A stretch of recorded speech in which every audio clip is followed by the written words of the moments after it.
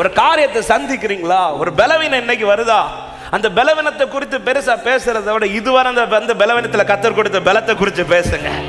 இதுவரை எனக்கு வந்த பலன்ல பலன் தந்த தெய்வம் இந்த பலவீனத்துல எனக்கு பலன் தர வல்லவரா இருக்கிறார். ஹல்லேலூயா. பிரச்சனை வித்தியாசம், ஆனா பார்க்கிற நானும் என்னை நடத்துகிற கர்த்தரும் ஒரே.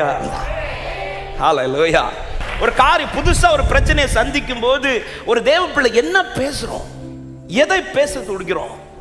ஆமென். கோலியாத்தின் பிரச்சனைக்கு முன்பாக சவுல் சொல்லுகிற, நீ இந்த கோலியாத்தை சந்திக்க முடியாதுன்னு சொல்லும்போது தாவீது உடனே எதை ஃப்ரண்ட்ல வைக்கிறார் பாத்தீங்களா? ஆமென். எவ்வளவு காரியங்கள் தாவீது சந்திச்சிருப்பார், ஆனா அதெல்லாம் எடுத்து வைக்காம கர்த்தர் எந்தெந்த காரியத்துல ஜெயத்தை கொடுத்தாரோ.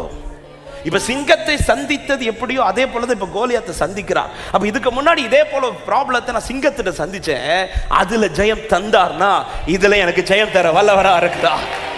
தந்த ஜெயத்தை யார் ரொம்ப பேசுறாங்களோ அவங்க ஆட்டோமேட்டிக்காக எதை பார்க்க தொடங்கிட்டாங்கன்னா இதுல எனக்கு ஜெயத்தை கத்து தருவார்.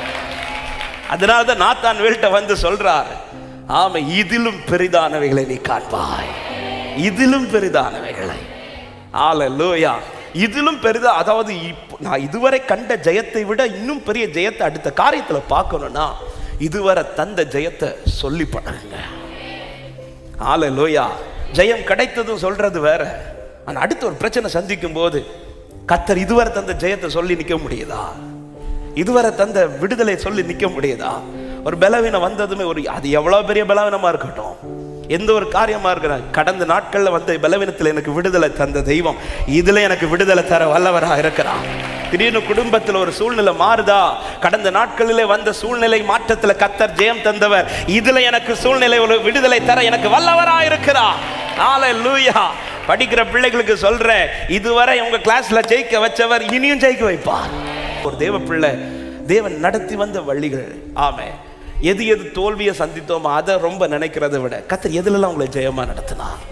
ஹல்லேலூயா. இன்னைக்கு சந்திக்கிற இதே போல ஒரு பிரச்சனையை இன்னைக்கும் சந்திச்சிருப்பீங்க.